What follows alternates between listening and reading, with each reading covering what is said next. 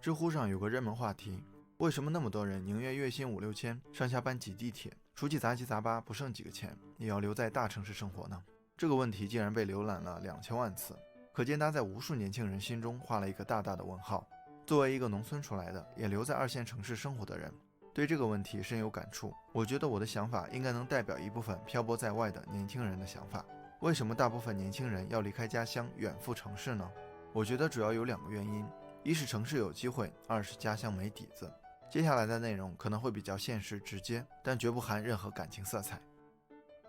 首先是机会，绝大多数年轻人都是这个原因留在1、2线城市，不管是大学毕业的高材生，还是流水线上的厂工，出来的目的就是为了寻找家乡给不了的机会。如果再细化一下，可以分为更高收入的概率和更快发展的希望。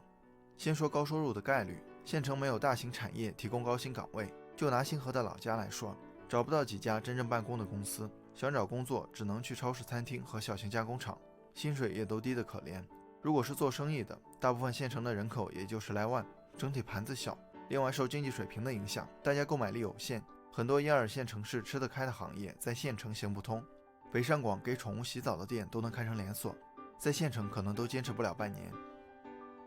如果想在县城挣到钱，要么在体制内或者有体制内的关系，要么家大业大有一定的资源优势，这里不便多说。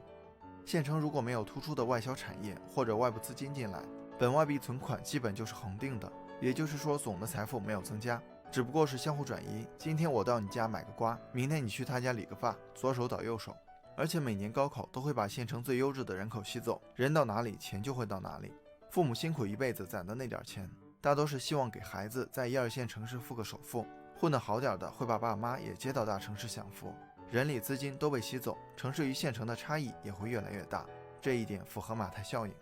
来到大城市后，起点高了，机会也多了，去不了 BAT 也能去其他大型企业，中小企业更是多如牛毛。你寒窗苦读学到的知识可以在这里得以施展，而且也有相应的报酬来匹配你的能力。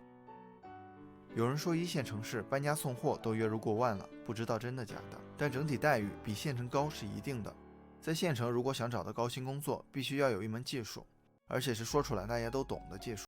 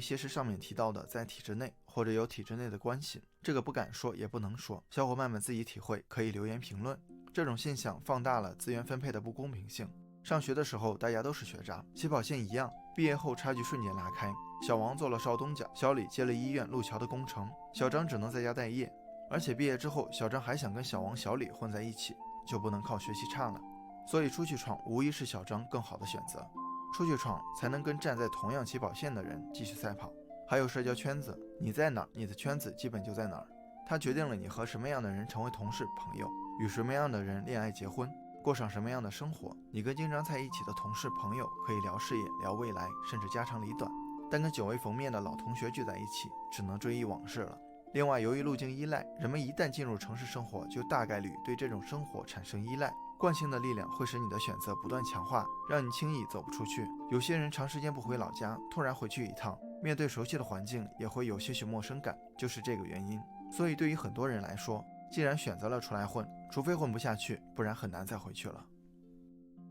可能有小伙伴会说，你说了这么多，县城就这么差吗？不是也有一些县城很富吗？不是也有一些人在家乡过得很好吗？首先，城市和县城不分好坏，往上推3代，大家都是农村人，哪有什么高低贵贱之分，只是发展速度和经济水平的差异。当然也有比较富的县城，比如长沙县，这里我们看的是整体，不是个例。其次，选择留在家乡也一定是衡量了得失利弊之后做的决定，将来会如何谁都说不准。我有朋友在老家搞装修，一年也能挣个30-40万，比我这种苦逼打工人强太多。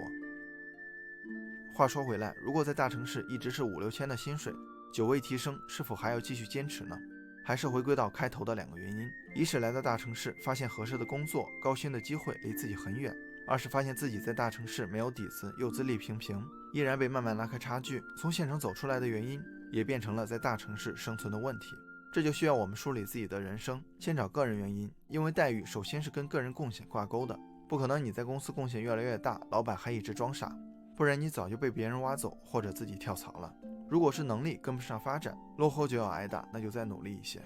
如果个人能力没有问题，贡献也越来越高，再看客观原因，你所在的公司，你所处的圈子，公司如果发展不顺利，很难拿出优厚的待遇，公司决定了你的起点和上限，能力再高也只能在这个范围内施展拳脚。如果公司有问题，不要纠结沉没成本，看准时机更换跳板。如果换了公司还是一样，那就要看你所处的行业、市场的整体环境。互联网行业迭代速度极快，之前做传统电商的待遇好，但现在做社群电商、内容电商的待遇更好，一定程度对传统电商产生冲击。这种情况如果不让自己的能力同步迭代，待遇提升也会受限。通过这3条分析，你会发现，如果城市解决不了的问题，回到县城也解决不了。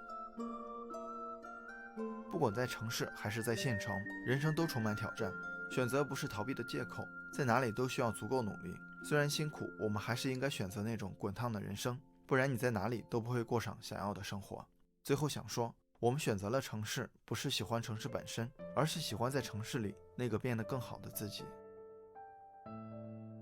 好了，今天的内容就到这里了，谢谢您耐心观看。如果您有任何建议和想法，欢迎在下方留言。如果您喜欢星河的内容，还望订阅星河百度频道，点赞和分享给更多的朋友。星河将不胜感激，继续分享更多有关成长的优质内容。一个人可以走多远，关键在于与谁同行。愿成长之路有你我相伴。这里是星河百度，我们下期不见不散。